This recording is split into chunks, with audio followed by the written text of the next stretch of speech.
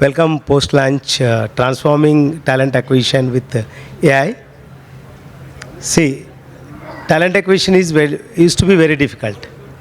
See, I am a typical, psychologist turned HR professional. So 10, 15 years back, I used to have dreams that, okay, something will change, something will change. Technology is going to change our life also. These are because I am a futurist and mentalist also. That's where I used to get some future thoughts. But today that's happening. That's where we have two of our colleagues, Mr. Madhav Mallela, Head Talent Acquisition, New Era Technology. Then Hariharan Subramaniam, Head HR, Iris Software. So I'm going to discuss now on the topic is transforming talent acquisition with AI. Is it happening? How many of you say yes? Yes. Is going to give radical change or is going to give minimal change according to you? Being HR professionals, you know better. See, yesterday, maybe last 10 years back, if I have 1,000 CVs, I used to recruit 10 people. I used to ask them to call, check, go through it, and do it. So now, how much AI is able to do? How many minutes it can do? Do you require 10 recruiters now? Okay. Is it required? Okay. That's the big change is bringing talent acquisition by AI. So give the 1,000 CVs, give your job description, and also give the details of many things that you required, your content and context both. So it will give you the top 5, 10, 15, 20 CVs very easily. So there is a huge shift is happening in talent acquisition with AI. And now this is the era where we need to be, so previously people used to think that, okay, if I align with Naukri, my life used to be, my Naukri rahega. But no. 4 months back, I was actually trying to get some public health leaders for my company, where I couldn't take any role. Then I shifted LinkedIn, I shifted some other, other dev.org, some other portals. So that helped me to get the public health leaders which for my organization. So a lot of things are changing. We should be aware, be a talent acquisition. So, recent, how many of you watched the movie Jailer? Okay. Most of you. Okay. It made more than 100, 150 crores. At the age of 80 also, Rajinikanth, why he is making so much money than Shah Rukh of the world, Salman of the world? Just because he is just adapting the change. He is not doing the dance which he used to do 20, 30 years back. In that movie, he just walks and closes the movie. That's all. So when the change is also happening. But anyway, you are going to be there, HR head will be there, talent acquisition team there, every HR professional will be there. Numbers may shrink. With less numbers, you are going to get the more big numbers into the organization. So with this introduction, I am going to ask first Hariharan. What is your experience that how talent acquisition is changing with AI? Before AI, how was our life? It's like black and white. Now it's a more colorful, like with Kalki and Bahubali visuals. So better just give some anecdote and experience. Very good afternoon. First of all, thank you, Dr. Bhatia, and thank you, Asif, for this opportunity. And when I was choosing my clothes for the day, I was very conscious, hey, I'm going to talk about AI, so I need to be trendy in my clothes as well. So I need to pull out a branded jumper and then take it. And when I came all the way from Chennai to here, I was thinking that, am I out of place? Do I have any friends to talk to or meet? Because many a times we say that HR conferences are people to connect, but we connect with only our own friends, right? And then we have our food and then go back, we take photographs and then post it in LinkedIn, and there will be 1 or 2 people in 1-2 corners looking for somebody, either for some marketing deals or for some casual connects.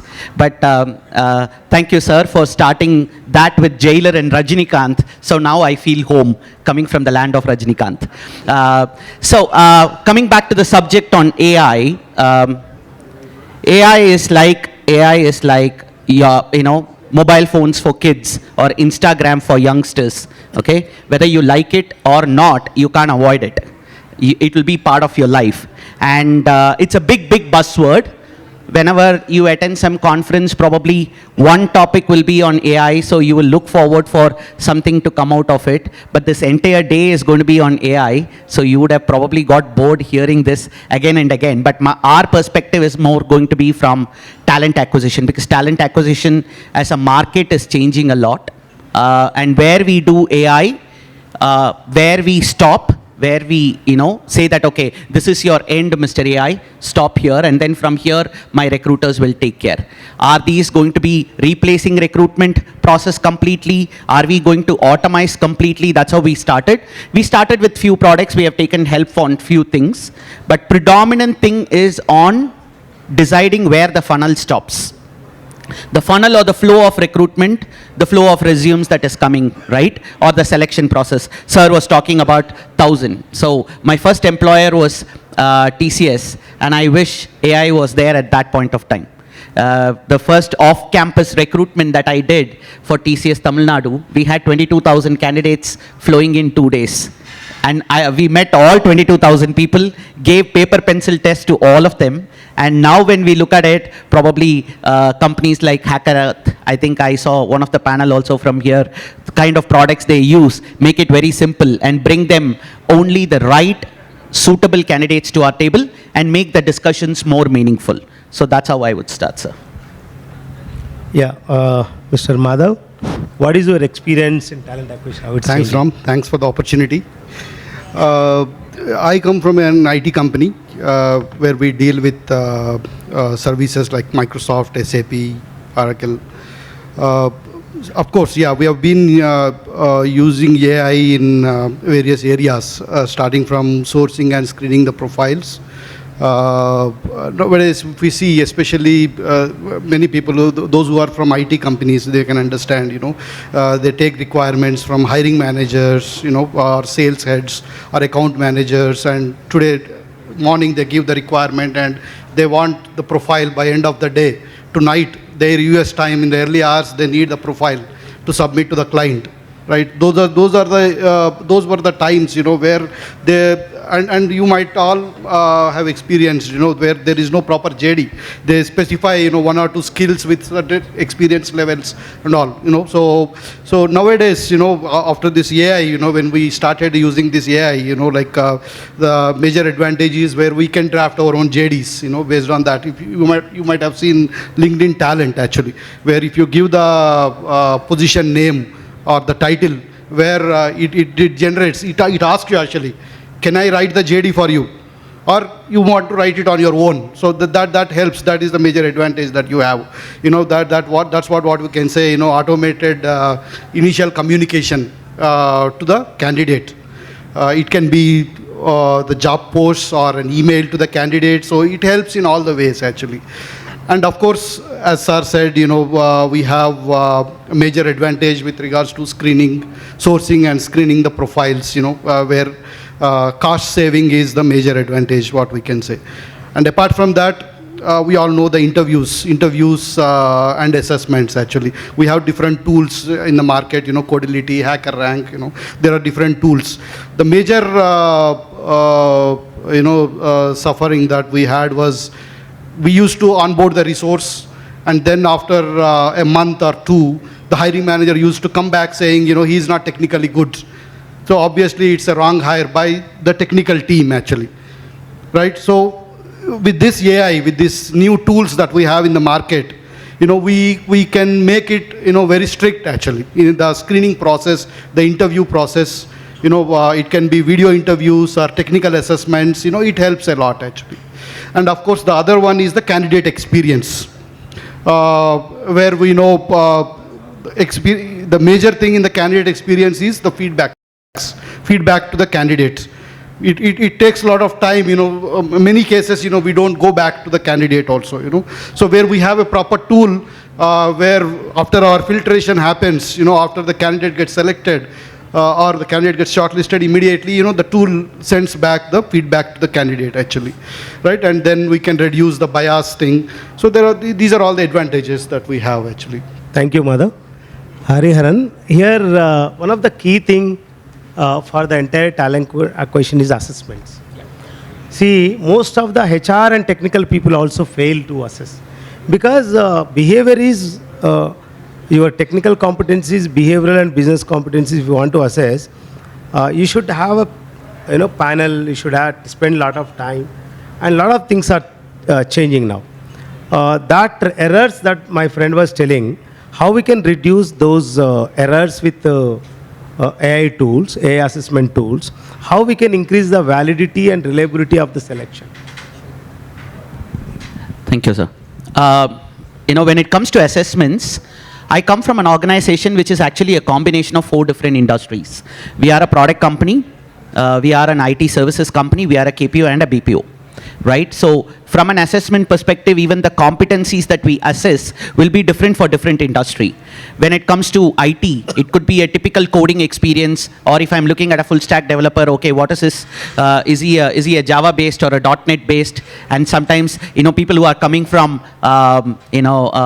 IT background might know all these language, like, is it a vanilla skill or a niche skill? Even every time when I look at a vanilla ice cream, I will be like, okay, Java or .NET, right? So that's our bread and butter. But having said that, when we go on niche areas, the assessments are different. For example, we are a Europe-based company. So we have our people supporting UK customers. So I can assess their English through an AI-based tool. I can assess their vocabulary, I can assess their comprehension skills, their grammar and all that. But there is also another angle where we also assess them on their EQ. Because it's very difficult thing where some of my customer support people should be able to understand the emotion of the customer based on the tone they use, okay, based on their ahs, all that, which an AI tool will not be. But the basic level cut across, having a cutoff there, saying that, okay, this person gets filtered at a first level, AI helps. And we are also doing a lot of video-based assessments. Automatically, the video is captured and then translated and then checked on their language. Plus, we are also having a KPO unit which is more to do with accounting-based products and payroll-based products. So we also need to check their Excel skills. We also need to check their database skills, their data entry skills as well, which is on the lighter side where we have more flow of resumes. So that, again, the first cut we are able to. When it comes to leadership, we use this for behavioral. So the first level of behavioral assessment, and second is giving them case studies, how they are able to. Sometimes AI is very interesting. Even if you change a browser page, it will stop. Even somebody is eye contact goes to another page where they look at a chat GPT, get the answer and then give it. They are able to identify, sometime it pause. Very interesting advanced assessment tools are coming on that line. Thank you, Madhav. So what you say about, see, today the era where the one employee or tech guy or including HR guys taking 3-4 offers and they're trying to demand more. So how to get there? How we can mitigate these things? Because candidate ghosting or last minute drops, these are the regular experience of any HR guys. So how we can mitigate these through AI? And is it possible? If at all possible, what is the big ecosystem that we need to build in? Yeah. Whenever we talk about AI, usually the recruiters keep asking me, it seems like we have a threat where the recruiter size is getting downsized, where this AI is taking over, where I used to tell my recruiters, where we need to keep looking AI as a collaborative tool. It's not a replacement tool, basically, right? So, see, there are multiple things, where, see, right now, the current situation, the current AI, the different areas that we have, even for negotiating with the candidates or assessing their soft skills or driving diversity and inclusion initiatives, so all these things definitely, we need to do it in a human way, basically, right? So definitely, that won't happen. And the other thing, usually the major thing that we see from the recruiters is whenever we talk about AI can do this, that and all. What they want is every Monday, whenever there is a new join, every Monday, they are in a tensed mood because the candidate will join or not, such kind of thing. So what they need is, what the recruiters need is, how can we have the resource join without fail? Is there anything, any kind of AI that we have for that? So the sourcing, screening, or getting the profiles in a short period of time. So all these things, so these are all there in the place for now. Now, how can we ensure that the candidate will join without fail, or he won't go for another opportunity actually? So for now, we may not have any AI for that, but for now what we can say is, if we have all other areas, starting from sourcing, screening, and if the candidate experience is good, and then we have proper screening and evaluation, everything is in place, maybe we may have the candidate join without fail. Maybe in future, if AI dominates this human related skills, the skills that are done by human now, maybe at that point of time, maybe we might need to think of it. Yeah. No, do you have any answers? Yeah, no, just to add, in fact, actually, when Sir asked Madhav that question, I was very curious, what solution is there from AI to make a candidate join, right? So it is not artificial intelligence, it has to be almighty intelligence. Every day we have to be on the door. But my thought process towards that is like, if there is no fun, then there is no job for us. If people are not taking multiple jobs, then we don't know where we stand out. Competition is always healthy. But if people are going to look at it with some ethical sense, with some integrity, with some professionalism, probably it makes sense. But if they are going to call us on a Monday morning and say that, hey, give me 1 more lakh and then give it to, I will come and join, I'm just outside your office, then you need to tell them that you can take a U-turn. Somewhere we need to take a very strong thing saying that, okay, this is not the attitude that I want for my organization. And, also coming back to the threat, what he was talking about, I would say, people are worried, including all of us, but it's just that we need to look at different competency. Before HRMS, when all of us were using employee files, we all thought that when the first computer came, Fox Pro, people were entering employee data, we all thought that we all lost jobs, right? But today, I am talking to all management institutes saying that please include some Excel course, please include PowerPoint, we don't need labor law, we will find it. It's easy to find from online, but without Excel skills and without VLOOKUP and HLOOKUP and all your formulas, a HR person can't survive. So it's a change. It's just that, can I just drop something that is not needed and take up something more? Plus, HR or a recruiter's competency is becoming more and more niche. How are we going to be behavioral specialist? How are we going to assess on those lines, right? Sometimes I feel very bad because I'm very passionate about what I do as a HR person. Sometimes I feel bad when some of our employees come and tell me that, hey, I want to take a career break. My work is really loaded. It's very heavy, very tiring, long time. I'm not able to focus on family. Do you have any opportunity in HR? So that's when I realized that, okay, this is how you assessed me, right? Or somebody on a lunch table come and tell me that I have a fantastic candidate, excellent communication skill, can you take in HR? So nothing else is needed, right? So, all those things are changing now. We are becoming doctors. We are looking at behavioral. We are looking at psychology areas. We are looking at well-being things. So our recruiters will also take into those lines. They will not just look at screens, they will not look at resume scanners, they will move to a behavioral assessors, and that's what actually they need to focus on. Yeah. You want to answer? Yeah.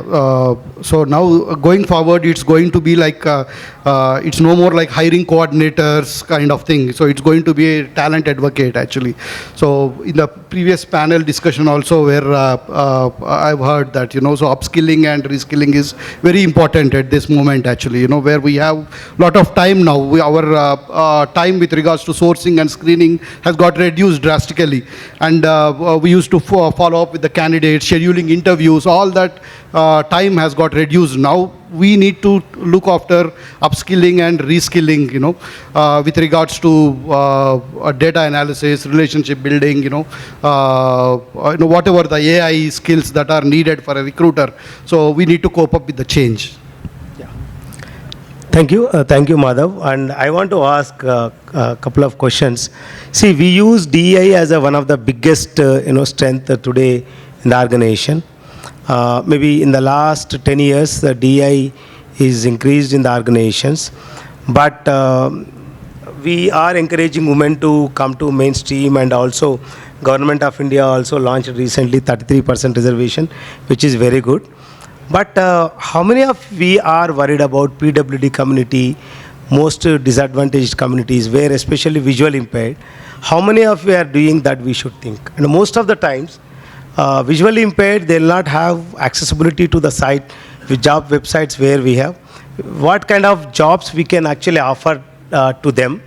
Because we are doing DEI, yeah, for the sake of 1-2 goals we are achieving. Are we achieving? How many of blind HR professionals are there here? Are we actually inviting blind people to join HR community? Because that's where I was questioned in the month of January, when I attended a foundation called Help the Blind Foundation, and my eyes were opened and I started working towards the blind people. And this Saturday we are organizing a program like this in Hyderabad. Somebody is in Hyderabad or somebody possible, they wanted to do something for the visually impaired, please reach me out. I'll share the details to you. Why I want to say is, there's a lot of socially disadvantaged people are there in the entire society. Are we focusing equally, or still we are actually having that unconscious bias? Okay, he is my campus, I'll bring that guy. He is from my IIT, I'll bring that guy. Do we have that social conscious, where are we coming with the inclusive? So my question to Hariharan is, how we can bring the right DA agenda in talent acquisition, that can really, AI can help, where AI can help bring lot of, focus on multiple aspects of the society and bring the right talent. Sir, I would answer in twofold. First is, DI is the topic, right? Especially if your profile says he or him, she or her, then people will be like, wow, this is the guy. And then, do they really know the subject is more important. Recently, we have hired about 3 third gender colleagues, and we were very worried. How are they going to settle down with the culture? How are people are going to accept them? But it was fantastic, because we all complain about Gen Z, they are not focusing and all that, but they are the best people to take care of D&I. They don't see anything. For them, they are just colleagues, and then these 3 people settle down very easily. Even in the previous panel, somebody was asking about HRMS system. Do they really have any drop downs? In fact, it was an eye-opener for us, because we are a HRMS product company, and we ourselves developed that when we hired the first third gender person, right? Coming back to visually impaired or any other disability, to be very honest, organizations need to wear 2 hats. One is, how are we going to be socially conscious? But the other thing is, we are doing business. Right? We are not here an NGO. End of the day, there is a money, there is an investor, there is a business, there is a P&L, there is a bottom line, top line. All of us are having gun on our head. So it has to be a combination. If we do one of these too much, that's when it becomes, not suitable, right? For example, we have some of, visually challenged or differently abled people working with us, but they will be able to work only on things that they can work. Yes. Right? For example, we have a product called Puddle Jumper, which is basically a audio-based customer support thing. And these are the people who hear the audio from the customer, and then they will answer it back, which translate as a chat and go. Right? But that is a very niche area, and that's where I can support. If just because I want to be like socially acclaimed somewhere as an organization and get a reward somewhere, if I'm going to, force fit them, then that might lead to failure. No, so it has to be a conscious thing. That's how we are looking at it. In fact, we are just moving out of women getting 33%, women getting 50%, women getting 60%. Instead, let them get what they deserve from both the parties, right? So we are moving out of all these things. In fact, AI is helping us. Very difficult question sometimes, when my delivery managers used to sit next to me and ask a women colleague saying that, when are you planning for a baby? Gone now. And glad, right? Oh, she might go for a maternity, let's not hire her. Oh, she might, get married. And trust me, sir, this is not just with women. This happens with men also, right? All bachelors can work 15 hours a day. He will slog. He will come for you for weekend. There is no problem with him. And especially somebody who's relocated from one city to the other, he will not go home. he will stay with you. So all these things are coming out. Now only competencies, skills, those percentages are coming. And if somebody is standing out, we don't have a choice because the data are very clear and we are able to push with the business practically. Yeah, because I deal with the world's largest companies like Amazon and JP Morgan Chase. All of them, they have having the policies for visual impaired. So company he says that only design the jobs that can help them, because if you see, they are the few numbers where we can actually fit into their roles. I'm not saying, I'm not advocating differently, but what I'm saying is physically people with disabilities need to get the advantage, and that's where we are actually. So put AI practices also, put this ADI as an agenda, and that's a very, very important. That will propel your both bottom line and top line, because the more diversity means more you are innovative. More inclusion means more your organization perform better. So in fact, I call it as a DEI drives a lot of innovation and growth. So with this few words, I thank organizers and thank you everyone. We can take some offline questions later. Thank you very much. Thank Thank you. you. Thanks a for lot. the opportunity.